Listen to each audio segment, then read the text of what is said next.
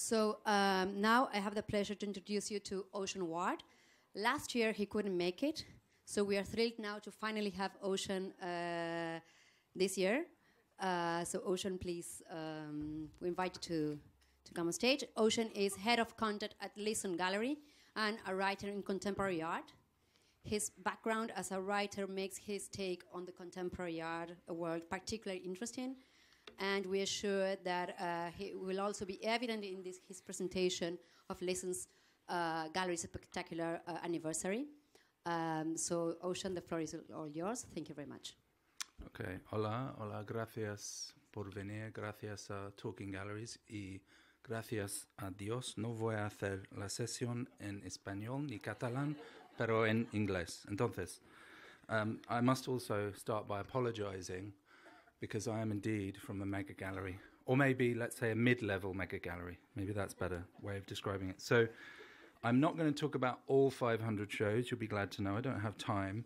But it's interesting listening to Danielle this morning because the Lisson Gallery has somewhat of a similar trajectory, not just a similar amount of time to his gallery. But I'm going to kind of try and explain some of that narrative and what we did with it last year. So this is kind of why I didn't come last year. I was busy. But maybe tomorrow, because I wasn't here last year, I can explain in another session a bit about my strange job title. So, in 1967, let's see if it works. Yeah, Lisson Gallery began on Bell Street in London, and it doesn't sound so mega, but we haven't moved. We're on the same street 50 years later. Now, what does that tell you about the art world in terms of trends or neighbourhoods? And I can tell you that in my lifetime, everywhere has been hyped as the new centre for London, whether it's Hoxton or Weiners Street or Bethnal Green or Hackney or Olympic Park, you know, as well as Mayfair, obviously, Fitzrovia, all these different areas. So why haven't we moved, or why haven't we gone to Mayfair or gone somewhere else? I don't know. I don't know the exact answer, but I'd like to say that maybe it's something to do with consistency or sticking to your guns or confidence, or if anyone knows Nicholas Logsdale, the founder, maybe it's a kind of bloody-mindedness. And I suppose in the 60s, Nicholas was an art student. He happened across a derelict building on Bell Street, and with his girlfriend and other friends, they lived there and did up this building, decided to have a show in 1967, and essentially Nicholas spent so much time on this project, and actually he was the only one opening the gallery every day, that he was then expelled from Slade, from the art school, that he was kind of desperate to be an artist, and he'd shown in New Contemporaries with the same grouping of artists in 1967, and suddenly he found he was not welcome at art school anymore because he'd spent too much time doing this. So it was actually Derek Jarman here on the left who said, well, you've opened a gallery, so you better go and do that now. So it was sort of a happy accident, and in the same year, I think it was the third show, was an amazing show of Yoko Ono. There's a funny anecdote that I could tell about that, which was that she happened across the gallery, left a nice note for Nicholas in which she gave the instructions of how she walked to the gallery from her apartment. So she took 20 paces this way, she turned left, she took 20 paces that way, and she left this little note, and Nicholas had to follow it back like a map to her apartment, and then they agreed on this show. And you know, that works in the Guggenheim now, this half a wind, in which every piece of work was cut in half in this installation. And I suppose that was a flavour of things to come, this quite rigorous conceptual work. But I suppose what Nicholas didn't do was follow up on, I don't know, the Beatles turned up at the opening and he thought, whoa, this could be really something. But instead of kind of going down what I'd say the pop route, he continued on a slightly more conceptual line into the 60s and 70s. So I'm just going to take you through a little bit more of the history. There's Nicholas there in 1969. So another kind of seminal early show.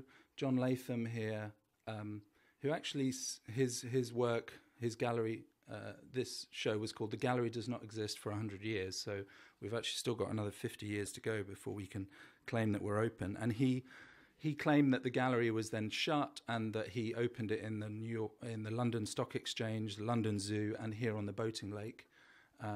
So, you know, these are tough shows. This wasn't a kind of easygoing program of pretty things. And then in 1970, there was this quite a famous group show called The Wall Show, in which Nicholas gave a kind of open submission to artists, and he contacted lots of people and said, you can have a wall each, and they just had to come back with a suggestion. And this is Lawrence Weiner's piece, A Removal of Wall, which he'd also recently presented at Harold Zeman's show, When Attitudes Become Form. So this was this kind of milieu that we're talking about, late 60s, conceptual art, in a funny kind of way, mimicking, and exactly as Daniel talked about this first trip to New York, Nicholas has a very similar tale about flying via Greenland. And I think he turned up in New York and was looking for all these artists. And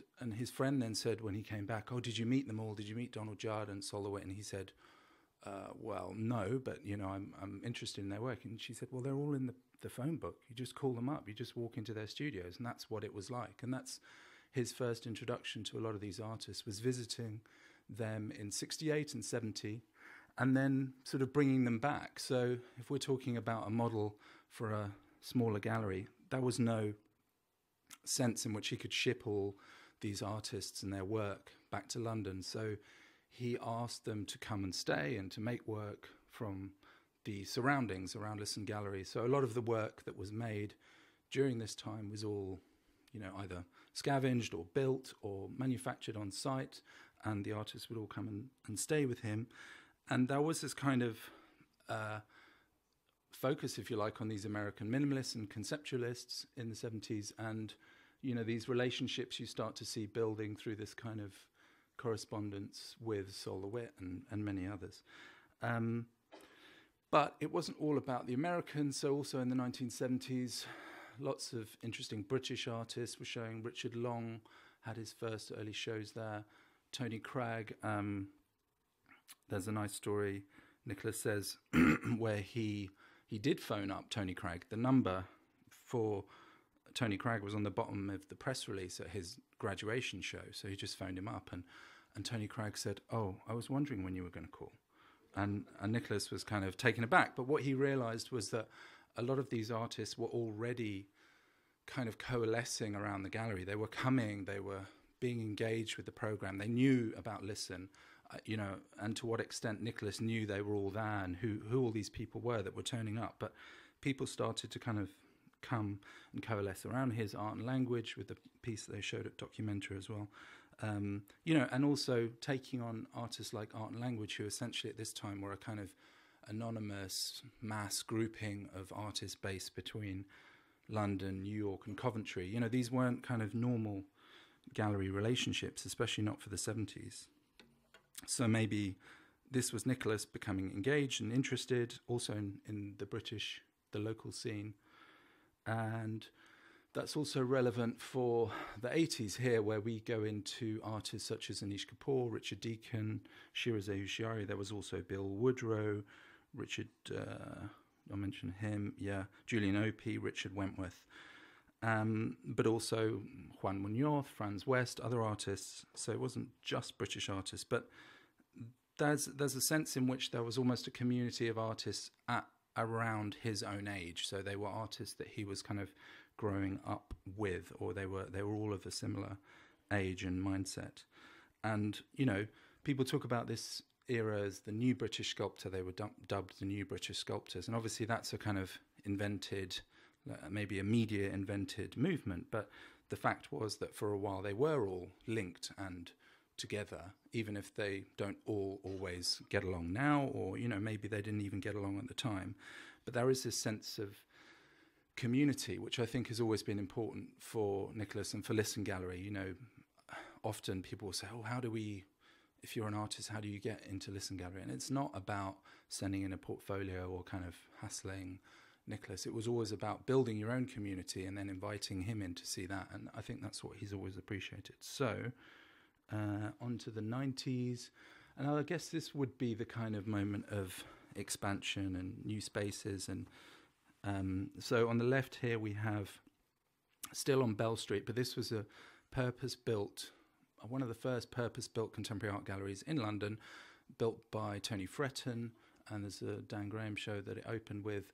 And then a little bit later, about 10 years later, there was another space on Bell Street which opened with this amazing intervention by Santiago Sierra, in which he actually closed the space with corrugated iron. So everyone turned up for the private view expecting this brand new gallery, and all they got was a shutter and no drinks, and everyone was furious. But so that's another way in which, you know, this is a kind of maybe the time of risk, if you like, you know, time of expansion, and, you know, maybe the risk is that as well in the art as well as it is in the gallery. On to the 2000s, what can I say? Well, you know, this was a different kind of internationalism, a different chapter, not just US and UK or, you know, the occasional international artist, but very much global, as we now know the art world to be. So Marina Abramovic had her first exhibition in 2010, although she'd also had this kind of origin story of Lisson where she'd turned up at the gallery not being a bit embarrassed to talk to Nicholas and didn't actually sort of follow through with her, you know, her interest. But then also Ai Weiwei, you know, his first show was kind of marred by the fact that he'd been detained in China at the same time as he'd done this amazing work in the Turbine Hall, so he couldn't actually be there at the show. So I guess, you know, after the expansion, this is kind of a period of consolidation and internationalization. And then skipping forward a little bit now. So before last year, we opened this amazing space in Chelsea under the High Line. And, you know, the gallery, in a funny kind of way, listening to what everyone's been talking about this morning, and, you know, the opportunity of being in New York and why that didn't happen earlier. I mean, I suppose it could have happened in the 70s because Lisson Gallery did a kind of transatlantic show showing artists, British artists in New York and bringing artists back to London. But and then I think slightly later, it might have been early 1980s, Nicholas bought a building in Soho because Jenny Holzer just bought one next door and said, why don't you buy this building? It's cheap. But then this kind of combination of not having, I don't know, a global presence, you know, people just didn't do that necessarily in the early 80s. There wasn't a sense in which you needed to have a gallery here and a gallery there. And there wasn't the infrastructure, I suppose. So this was built up partly through that experience of having that long-standing relationship with New York, and then the bonus of, you know, having Alex Logsdale, who's Nicholas's son, who you'll hear from later, who sort of started working in New York and built up a team, at which point we could actually open a gallery. And having said that, a few months later, we ended up opening a second space. So, you know, it happened quite quickly. But if you look at the trajectory, it's also a kind of gradual, you know, it's a long-term game, you know. It was a long time in the planning, and it was a waiting game, I suppose. So what to do with all that history? These are the current spaces. So my challenge kind of last year was what do you do with these 50 years of history? And in a funny kind of way, Nicholas had never been that keen. He'd never done a big 40th anniversary or 25th anniversary. There was partly the idea that this was kind of like a weird line in the sand for him, or that his colleagues, Conrad Fisher and other people, had died in the process, and his colleagues were moving on or doing different things. So there was never a sense in which he really was desperate to do this. But if you're ever going to do it, the 50th anniversary is the opportunity. So the way that I decided to kind of look at the history was through the archive, and to be, in a way, brutally honest about what the gallery has done since the 60s.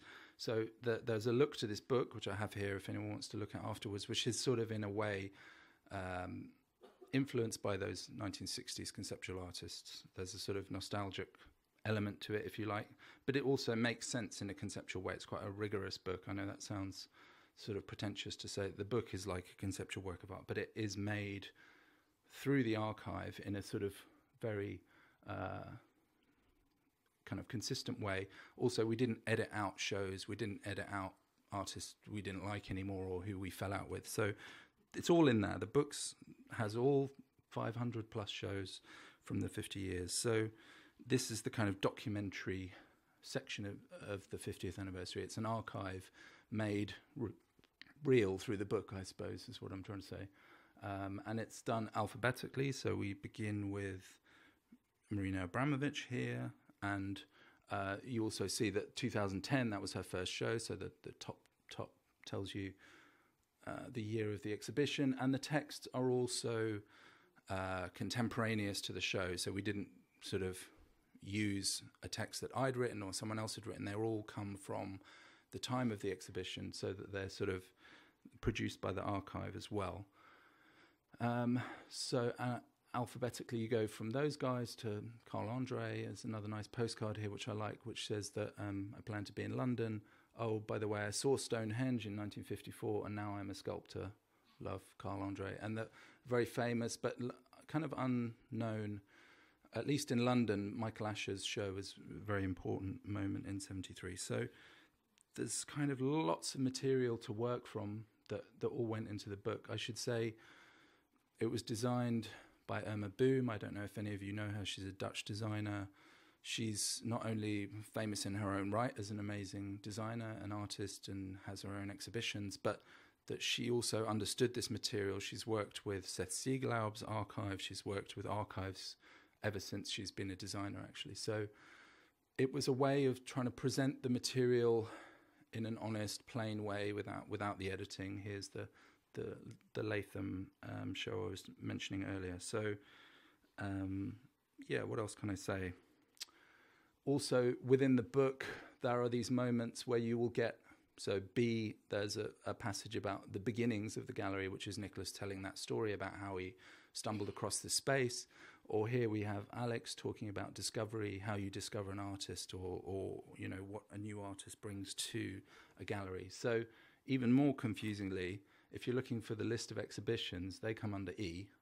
So, we were kind of quite rigid with the way that we control this book, but it seemed to make sense at the time. I think it still makes sense. And of course, group shows is then under G for group shows.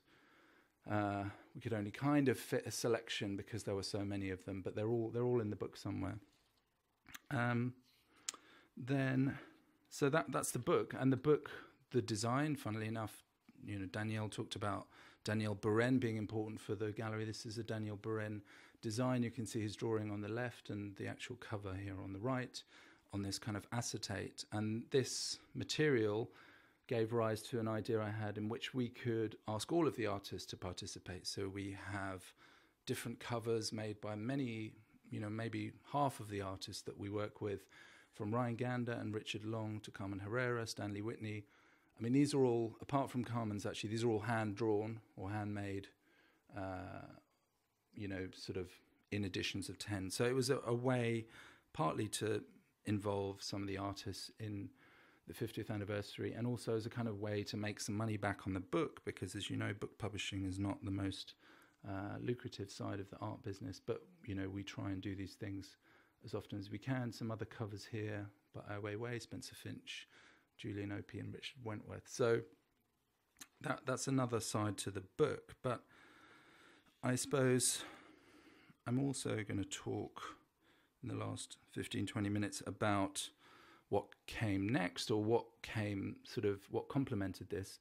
And it was an exhibition that we produced with the Vinyl Factory in London, 5th of October to the 10th of December. And it's never easy to try and distill an entire history into one exhibition or even into one book. So in the end, I decided to sort of use that as part of the title. So saying everything at once is in the exhibition is a lie. Of course there isn't. You can't fit 50 years of every artist's work into one exhibition. So that's the title is actually a John Cage quote from 1966 or 67, when he talked about how everything happens at once and our souls are conveniently electronic and omniattentive. So what he thought was, even in 66, 67, John Cage thought that the idea of art that would assault all the senses and and happen, whether it was sound or music or video, would all happen at once, and we would somehow be able to sort of take this in, became the mantra for the exhibition. So this was the venue. Now, I'm going to talk a little bit, there was mention of collaboration earlier, and it's very important for this show because, as you'll see in a minute, we had to work with other partners to make it happen. This was the venue we were lucky enough to secure with a partner. So it's in central London, it's on the Strand near to Somerset House, and it's called the Store Studios, where Vinyl Factory have their offices and other people have their offices. Freeze magazine, for example, are moving there soon. So it's a kind of becoming a cultural hub or a cultural place. And the year before, they had a very successful show called Infinite Mix, which was curated by Ralph Rugoff of the Hayward Gallery. So there were many reasons to do this there, but it was also, it's kind of a difficult idea, how to represent your gallery through one single show. So I'll kind of talk a bit about the problems with that, I suppose. So here's just a little bit of what the show looked like, I suppose. Again, you know, in hindsight, people would say, well, why didn't you just plaster the building with Lisson Gallery logos? Why didn't you just make it all about yourselves? But that's partly, it's not in our, you know, we're not a kind of gallery that enjoys that kind of branding. So if you look at the book, although it has our name on it, it's not devoted to the 50th anniversary. We're not trying to shout.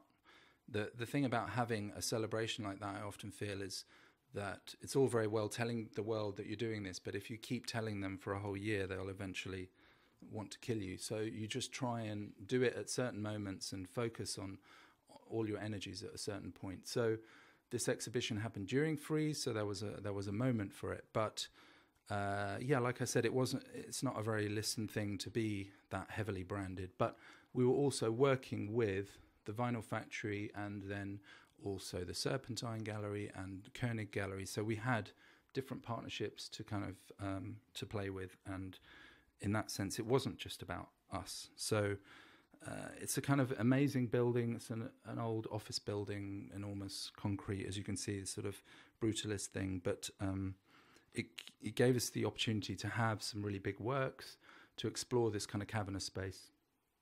As you can see from the map, there's 25 artists and 3 floors. It's a big show. But again, it sort of does also hark back a little bit to the history of the gallery, having done many off-site shows either in Venice, or there was also an exhibition in 2000 Lisson Gallery did of film and video work, which was sort of around the same time as Tate Modern opening, just over the road in Covent Garden, with some of the same works actually from this exhibition. And again, we used Irma Boom for the branding, for some consistency with the 50th anniversary. And here are some of the works that we installed. And I suppose, you know, rather than this also being an exercise in trying to squeeze all of the artists into one sort of umbrella term, or, you know, everyone must fit the Lisson trajectory, I suppose, in fact, the idea of having a gallery is not that all the artists somehow fit your program or fit your vision. They're all different. They all come from different places. So at some level, yes, there is maybe some shared visions, some ideas that can link a group of artists, but to try and sort of squeeze them all under one roof and say that they all fit together, which is the idea of many group shows and biennials, is also kind of nonsensical. So again, that Everything at Once was sort of playing with that notion that we couldn't possibly try and cram our artists into one idea. And in the end, it ended up more as these series of kind of museum scale presentations like Art Unlimited or something, where you have one big work, another room dedicated to an artist. Each one has their own space, rather than kind of constraining them to smaller spaces or trying to bounce ideas off each show, off each of the galleries. So yeah, let's see what else we have. So this was a large wallpaper work by Ai Weiwei and another root piece by him, and this work by Richard Long was directly painted by hand with mud onto the wall in a couple of hours.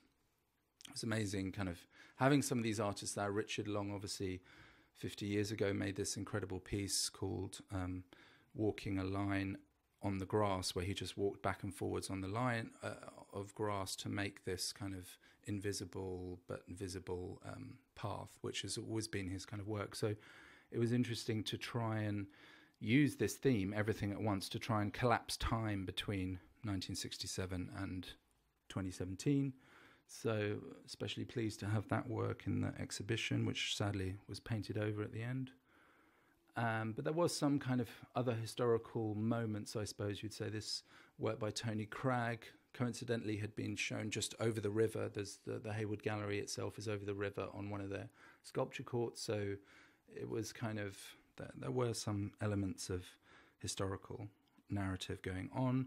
Similarly with this piece by Dan Graham, that was always the idea to show Dan in this very kind of post-industrial office space with the glass and the steel, which Dan himself, you know, would appreciate that kind of architecture, but it also fitted the narrative of the space.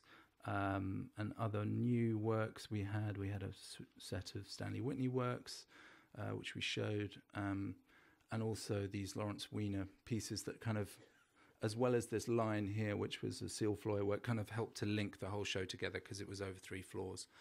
And I suppose the idea of not including all the artists was a complicated one, but it was partly logistical, and, you know, some works would not survive actually in this. It got very cold in that space, so some artists don't make work particularly of that scale, or they were already doing something across town. We had amazing shows by John Okomfora, for example, and Haroon Mirza, you know, in different parts of the city. So there were other reasons why we chose what we chose for the exhibition. There was also a kind of focus, I guess, on these large immersive works, partly because the Vinyl Factory, who we worked with, had professed interest in that kind of work, partly through their previous show, Infinite Mix, but also the spaces just lend themselves to these kind of big digital or audio-visual or multimedia works. And then to complicate matters further, this was what I was talking about with the partnerships or the collaboration element. So the Vinyl Factory also brought their own commissions. So originally the idea was that we would co-present the entire exhibition together under one title, one banner. But it became clear that, you know, as different kind of models, we work differently. A gallery has a group of artists, and a kind of commissioning body like Vinyl Factory works at a different speed. So we ended up kind of apportioning different spaces to these works, but they all fell under the same roof, and they became all of one. I mean, a lot of people didn't understand the difference between what was showing with the Lisson Gallery and what was a Vinyl Factory commission. We had these wonderful works by Arthur Jaffa, which was actually on the roof in a tent, and this piece by Ryoji Ikeda, among sort of 3 or 4 other works, which was also in collaboration with Serpentine Gallery. So in a funny kind of way, although you could say all these different partners, is that not sort of like diluting your message? Actually, it was strengthening what we had, because, you know, by the end of this exhibition, we had over 100,000 people visit over the course of it, which is, you know, quite an astonishing number, not just for us, because our footfall in Bell Street has never been, you know, super huge, not like it is in Chelsea where we get lots of visitors. But so this kind of, maybe this set of visitors, this younger kind of audience that I guess was mentioned earlier, you know, they really are there. There's 100,000 people came. They weren't all collectors or art world people or Lisson Gallery people. So I'm kind of going to end talking a little bit about that. So the partnership aspect, this collaboration that we've been talking about today, was very important, as was, I guess, the press that we received. This all helps in the run-up to a show or during a show. And so to try and tie together what we did as an anniversary project and this exhibition. So I am going to, and then social media, obviously, which I'll be talking about tomorrow, very important for us too. But I wanted to see if there were any questions before I finish, because otherwise I'm going to run out of time. We've got another panel coming up straight afterwards. So do shout if you want to know anything. Otherwise, yeah, that's it. Thank you.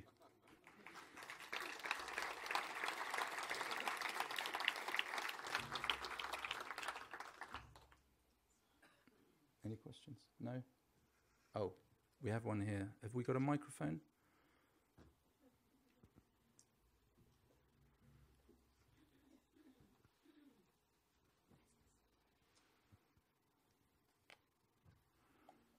Hola, perfecto.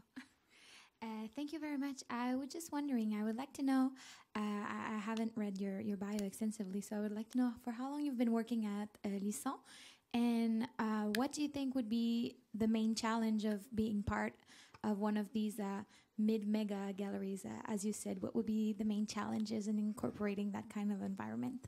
Thank you. Well, I've been there about 4.5 years. I was previously an art critic and a writer and a journalist, so I come from that background. But, I mean, the challenge is it's a busy environment, so the challenge is just how much information. It was a bit like I was mentioning when you're talking about an anniversary, you want to shout it out to the world, but you also have to be mindful of how much information you put out, because we all receive these streams of different emails, and when you have a busy program with more than 4 exhibitions perhaps on at once, you have to manage that. You have to be careful how much information you're pushing out to people. How do you sort of do it in a way that's elegant or is going to be read rather than just being noise? So that's one thing. I suppose also the idea that the gallery shouldn't be this kind of monolithic thing. I think what we struggled with, obviously, with this big exhibition is trying to show that we're a gallery with great artists, with great ambition, but, how do you then translate that into what people know about us? Maybe people didn't come out of that show knowing exactly who the Lisson Gallery was or about our history, but they may have enjoyed some of the work, or they're now fans of some of our artists, or they'll come to the gallery. So there's all these different ways to kind of engage people. Again, I'll talk a bit about this tomorrow in the session, but those are the things that I struggle with in my bit of it. I suppose on the whole, just keeping up with the other galleries, that's the other difficulty of being a mid-sized mega gallery. Another question here.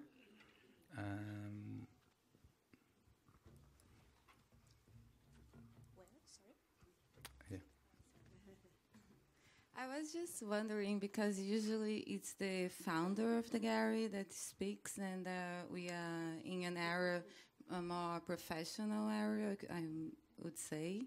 So to have a public speaker for the gallery, and if you could talk about that, how do you feel that? Yeah, I think actually Nicholas would love to have been here, but he's traveling, so we're lucky Alex is here to talk in a bit. I think it's nice to have more than one person as well as a spokesperson for the gallery. So yes, it's about the founder, but we also have directors of the gallery who are able not only to speak on its behalf but actually talk about different areas. We have people in the gallery that have expertise in the Middle East or in Latin America, so we can call upon them when needed to talk about those areas of the business that I don't necessarily know about. I know about this because this was my bit of last year, but I don't know all the stories, or I've heard most of the stories now, but there's still a lot of kind of, I'm the content distributor, if you like. So that's why I'm here giving that kind of a presentation, but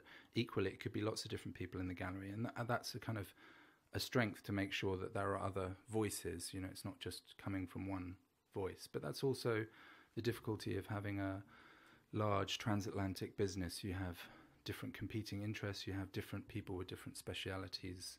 So I feel it's my role to do that, but I enjoy it because it's having been a journalist, it's the same. I see it in the same way as I approach an artist with questions like I would have if I were interviewing them for a magazine. To be able to draw out the material that I need to put out into the world is the same process. I treat it as I would a journalistic kind of mission with each show. So each show is different, but I use those techniques. So I hope that answers that. But I mean, do you think the professional field it's gonna change in this sense? Because it used to be very a small, probably in the beginning of Lisson had 4 people working, and now there is a big structure.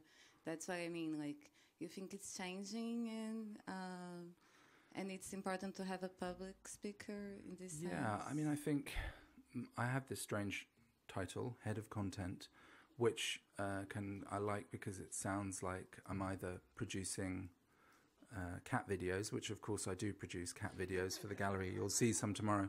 But or I could, there is content in all the work, but then it's a kind of a buzzword. It's a horrible word, but it was difficult to be an editor for a gallery as well. So in terms of the professionalization, yes, I come from the journalistic world, so I see that as the way I've done it. But I suppose galleries have lots of different positions, whether it's expertise in a certain area. We have a whole technical team. I think these things grow as you grow, and it's good to grow it in a sustainable way. I suppose that's why it seems natural some way to be talking about it in this environment, because it's a long trajectory. It's a long time that the gallery has taken to get to this stage. It hasn't happened in like 5-10 years. It really has taken 50 years. And I don't see the shortcut to getting there, if I'm honest, having looked at the history, all those difficult times that, times when you couldn't sell anything, times where you have to shed staff, or, you can't keep the lights on, those kind of periods are in the life of every gallery. So I suppose that's just where the Lisson Gallery has got to, I suppose. Anyone else before I have to hand over? No? I had a question, but you just answered the question. Oh, I did. Good. Fantastic. I think for me, I'm a gallerist from I'm a gallerist from Tel Aviv. So for me to look at Lisson Gallery as part of the history is very natural. So to listen to you is like listening to a director of a museum in a way. Because Lisson Gallery pretty much play a big role in creating the contemporary scene as we see today.